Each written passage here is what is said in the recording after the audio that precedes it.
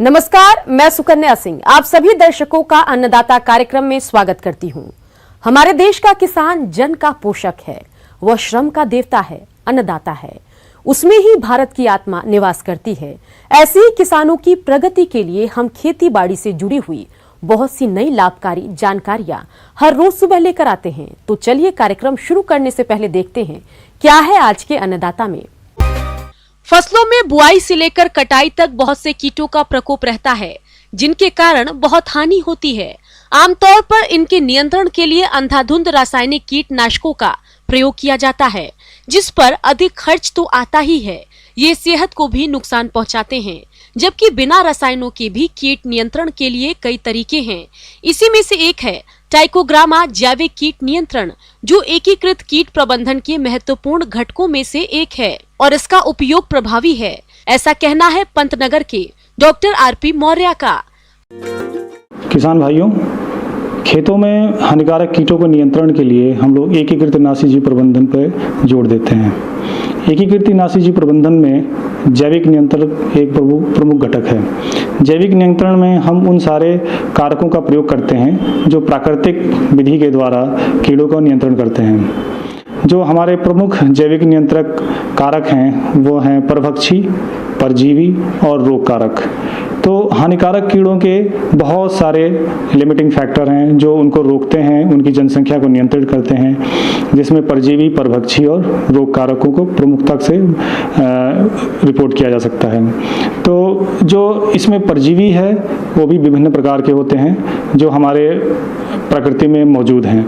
परजीवी कीड़ों के अंडे पे भी रहते हैं, उनके लार्वे पे रहते हैं, उनके पीपा पे भी रहते हैं, उनके वयस्क पे भी रहते हैं। अतः परजीवी अंड परजीवी हो सकता है, लार्वल परजीवी हो सकता है और पीपा परजीवी भी हो सकता है।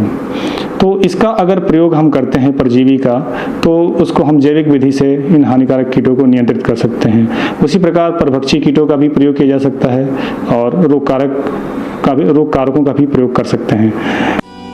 फसलों को नुकसान पहुंचाने वाले कीटों के अलावा हमारी फसलों में ऐसे भी कीट होते हैं जो फसलों में लगने वाले हानिकारक कीटों का कंट्रोल करते हैं, जिससे हानिकारक कीटों की संख्या कम बढ़ती है।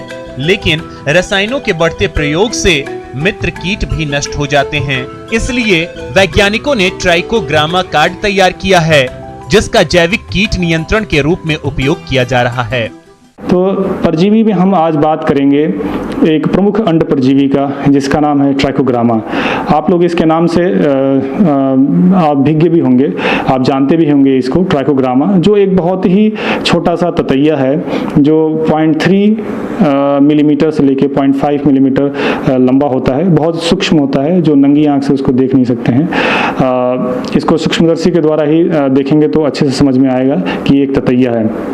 यह ततैया प्रमुखता से हमारी फसलों में उपलब्ध है और ये अपना जैविक नियंत्रण वाला काम करता रहता है। परंतु अगर इसका हम बृहद मात्रा में अगर खेतों में इस ततैया को छोड़ें तो बिना किसी रसायन के ही हम जितने भी सूंडी वाले कीट हैं उनको नियंत्रित कर सकते हैं। यह ततैया बहुत ही लाभदायक है और इसका कोई भी नकारात्मक प्रभाव हमारे फसलों पर नहीं है। तो ततैया का जो आपको मैं बताना चाहूँगा कि इसको जितने भी तितली वर्ग के जितने भी कीड़े हैं उनके लिए प्रयोग किया जा सकता है। इसमें पूरे भारतवर्ष में इस ट्राइकोग्रामा की 26 प्रजातियां रिपोर्टेड हैं, जिसमें से 7 और 8 प्रजातियों का मुख्यतया विभिन्न प्रयोगशालाओं में, विभिन्न उत्पादन केंद्रों में, बायोलॉजिकल कंट्रोल प्रयोगशालाओं में इसका उत्पादन किया जा रहा है। जिसमें से प्रमुख प्रजातियां हैं Trichogramma chilonis, Trichogramma japonicum, Trichogramma pretiosum, Trichogramma achaeae और भी बहुत सारे हैं जिनका हम प्रयोग कर सकते हैं। किसान भाइयों, ट्राइकोग्रामा कार्ड का फसल पर सही तरीके से प्रयोग करने में भी सावधानी रखनी होती है, तभी अंड परिजीवी सही तरीके से अपना काम कर पाते हैं। तो कार्ड का प्रयोग कब तक किया जा सकता है, किन फसलों में इसका प्रयोग किया जा सकता है, आइए जानते हैं। तो इस ट्राइकोग्रामा का प्रयोग हम धान के तना छेदक, धान के पत्ती लपेटक, उसी प्रकार से गन्ने के जितने भी छेदक हैं, जो तना छेदक हैं, उनके लिए प्रयोग किया जा सकता है। गन्ने में जो सबसे बड़ी प्रमुख समस्या उत्तराखंड और उत्तर प्रदेश में है टॉप बोरर की, तो टॉप बोरर के लिए ट्राइकोग्रामा का प्रयोग बहुत ही लाभदायक है।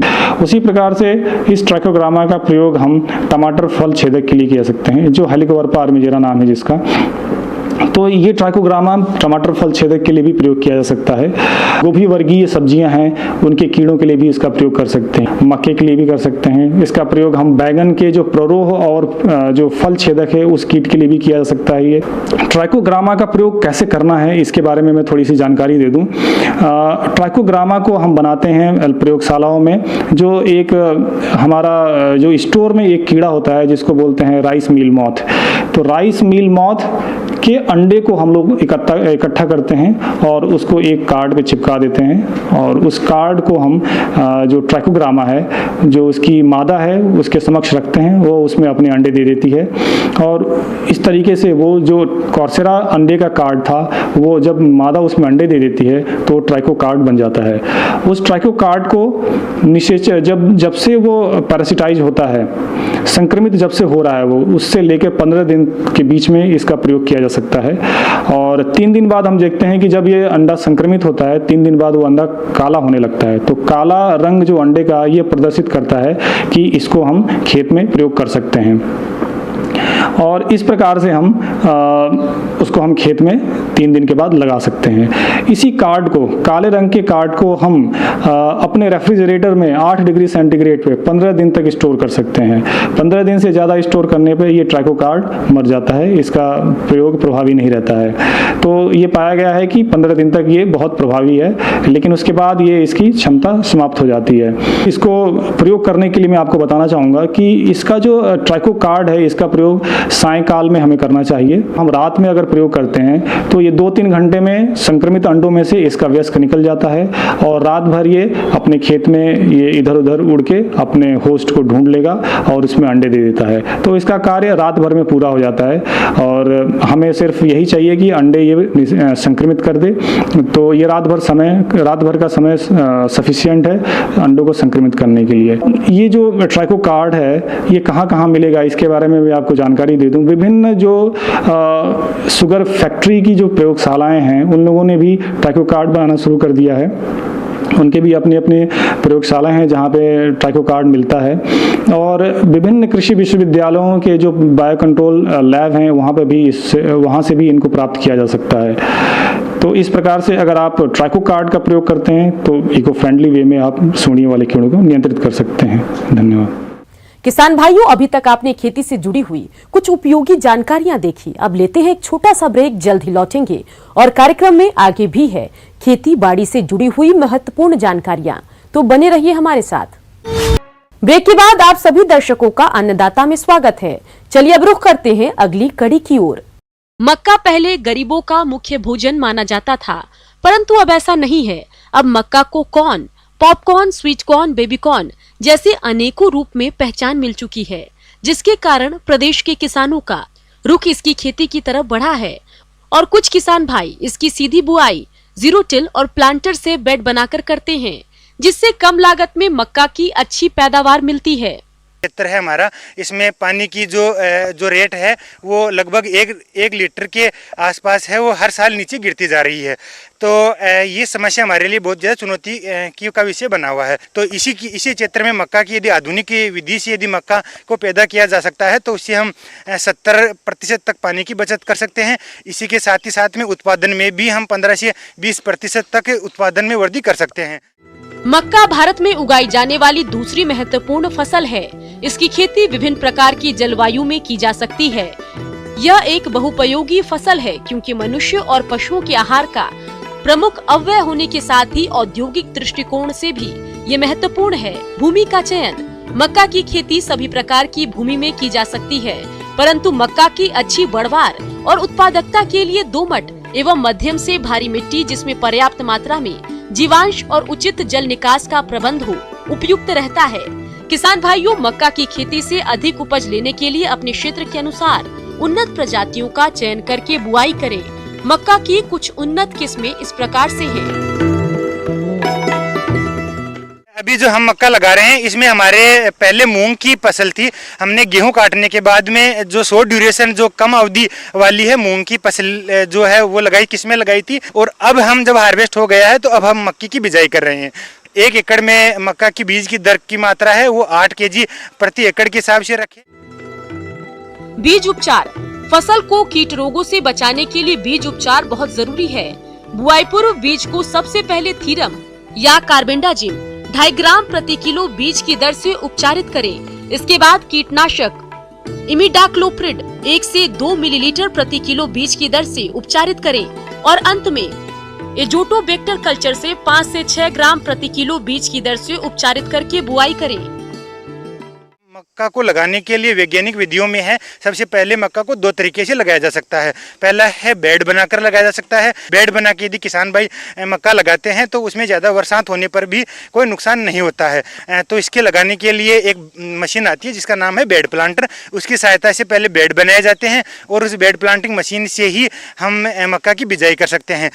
मक्का की बिजाई करने के लिए एक पंक्ति से दूसरी पंक्ति की दूरी है वो लगभग 60 से 65 सेंटीमीटर रखनी चाहिए एवं पौधे से पौधे की दूरी है वो 20 सेंटीमीटर रखनी चाहिए। एवं दूसरी विधि है वो आप जीरो टिलेज जो विधि है उससे भी आप कर सकते हो, जिसमें खेत की बिना जुताई किए हुए आप एक जो मशीन है हमारे पास स्ट्रिप टिलेज मशीन है, किसान भाई जीरो ड्रिल मशीन की सहायता से मक्का की बिजाई कर सकते हैं। उसके लिए भी 8 किलोग्राम बीज है प्रति एकड़ की दर से करना चाहिए।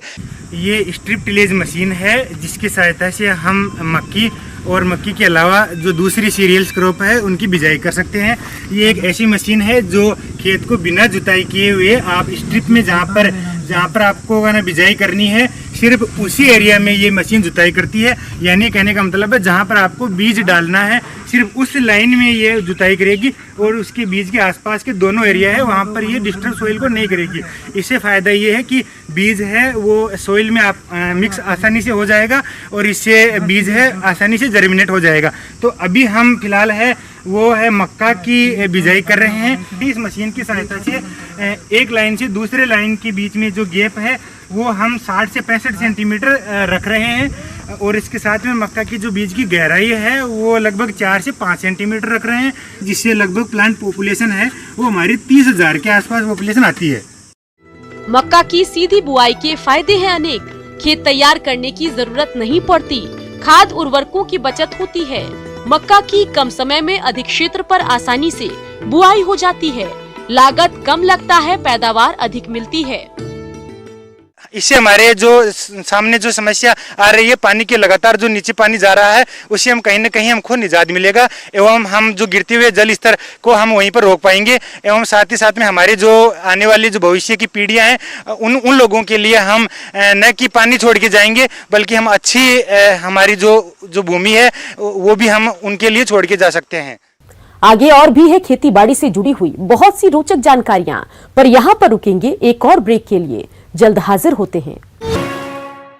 ब्रेक के बाद एक बार फिर से आप सभी दर्शकों का अन्नदाता कार्यक्रम में स्वागत है। बढ़ते हैं अगली प्रस्तुति की ओर। अन्नदाता हेल्पलाइन निशुल्क फोन संपर्क सेवा के माध्यम से आपके द्वारा पूछे गए प्रश्नों में से 1 या 2 महत्वपूर्ण प्रश्न को हम अपने कार्यक्रम में शामिल करते हैं।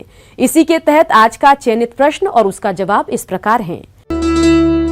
निःशुल्क अन्नदाता हेल्पलाइन में आज हमने जिस प्रश्न को शामिल किया है उसे पूछा है ग्राम खागर, जिला दामोह के सत्येंद्र तिवारी ने। आपने नील हरित शैवाल के उत्पादन और धान की फसल में इसके प्रयोग से होने वाले लाभों के बारे में जानकारी चाहिए है, तो इसके लिए देखिए कार्यक्रम का यह अंश। नील हरित शैवाल जैव उर्वरक है। यहाँ पे जो आप देख रहे हैं नील हरित शैवाल, ये नील हरित शैवाल क्या है, एक विशेष प्रकार की काई होती है।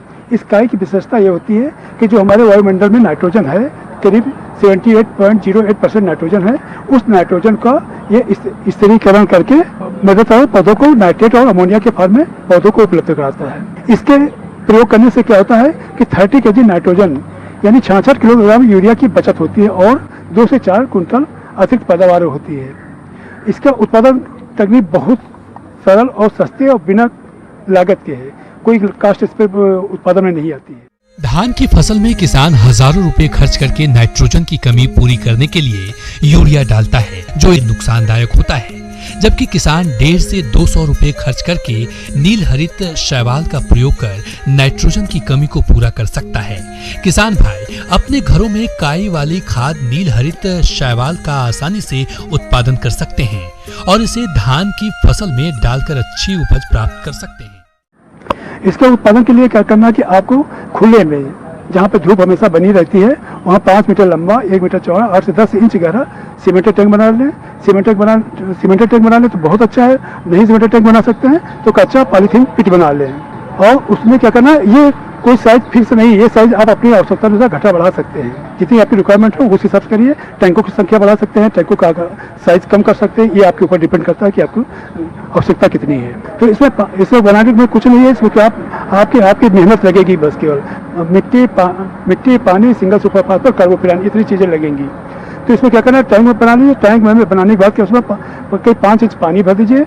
उसके बाद उसमें खेत के साफ सुथरी मिट्टी 1 किलोग्राम प्रति वर्ग मीटर के हिसाब से मिट्टी डाल दीजिए और 100 ग्राम प्रति वर्ग मीटर के हिसाब से सिंगल सुपर फास्फेट और 10 ग्राम प्रति वर्ग मीटर के हिसाब से कार्बोफिरान। तो पानी, मिट्टी, सिंगल सुपर फास्फेट, कार्बोफिरान, ये चारों चीज़ डाल के मिला दीजिए। मिलाने 2-3 घंटे बाद छोड़ दीजिए ताकि मिट्टी नीचे सेटल हो जाए। उसके बाद बीजिए कल्चर, जो नील है शैवाल का कल्चर हम किसान भाइयों आप लोग को अभी उपलब्ध कराए हैं, उसको आप इसमें डाल के इसमें ऊपर से पानी को बिखेर दीजिए। उसके बाद इसको 10-12 दिन के लिए छोड़ दीजिए। अपने आप इसका पानी धीरे धीरे, क्योंकि अप्रैल मई जून में इसका उत्पादन होता है, पानी भी इसका धीरे धीरे इवेपोरेट हो जाए, उड़ जाएगा और इसकी काई बन जाएगी। 8-10 दिन में काई भी बन जाएगी और पानी जब सूख जाए, पूर्णतः सूख जाए, तो इस पपड़ियाँ सब चटक जाए। उन पपड़ियों को इकट्ठा करके आप पॉलीथीन में स्टोर करके धान के खेत में प्रयोग करने है तो रख लीजिए। लगभग 7 से 8 दिनों के बाद पानी में गहरे हरे रंग की काई की परत दिखाई पड़ने लगती है। जब ऐसा होने लगे तब पानी को सूखने के लिए छोड़ देते हैं। सेंटीमीटर की गहराई तक खुरचकर थैली में भर लें, फिर पानी डालकर इस क्रिया को 2-3 बार दोहराएं।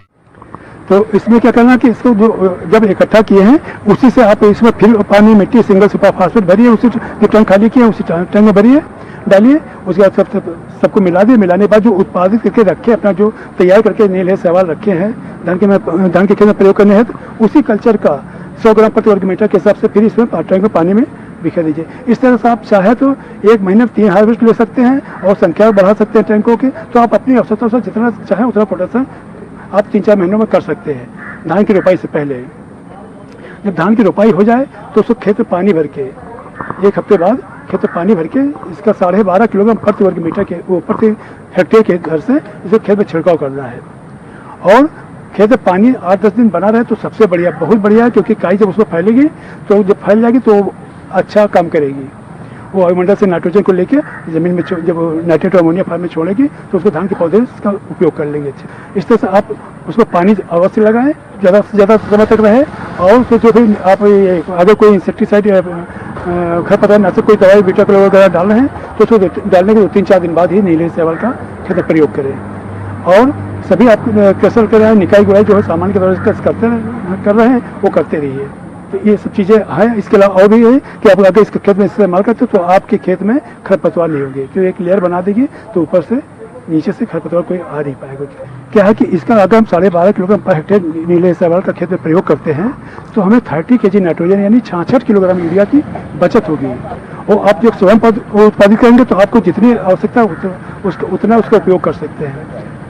और इसके फायदे हैं कि मिट्टी में की उपजाऊ शक्ति बढ़ाती है, वाटर होल्डिंग कैपेसिटी बढ़ाती है, मिट्टी में जो कहते हैं जल धारण क्षमता भी बढ़ाती है, एक तो खरपतवार को नहीं आने देती है और उपज में वृद्धि हो ही रही है। इसके अलावा और बहुत कई फायदे हैं। ये अम्लीय भूमि में लोहे आदि तत्वों की विफलता को कम करता है, ऊसर भूमि में सुधार करता है और इसके अतिरिक्त और बहुत सारे फायदे। आइए अब एक नजर डालते हैं राज्य के कुछ चुनी हुई मंडियों के प्रमुख फसलों के बाजार भाव पर। किसान भाइयों, अन्नदाता आपकी सेवा के लिए संकल्परत है। कृषि संबंधित समस्या और सुझावों के लिए आप हमें इस पते पर संपर्क कर सकते हैं। प्रोड्यूसर अन्नदाता, news 18 Madhya Pradesh, Chhattisgarh, Ramoji film city, Hyderabad 501512। साथ ही आप हमें ईमेल भी कर सकते हैं। हमारा ईमेल है p18annadatamp@nw18.com। इसके अतिरिक्त आप हमें निशुल्क हेल्पलाइन नंबर 18004192 पर सोमवार से शनिवार सुबह 10 से शाम 4 बजे के बीच संपर्क कर सकते हैं। किसान भाइयों, अब समय हो रहा है आपसे विदा लेने का, तो हमारी अन्नदाता टीम को दीजिए इजाजत। कल फिर आपसे मुलाकात होगी कृषि संबंधित कुछ और महत्वपूर्ण जानकारियों के साथ। नमस्कार।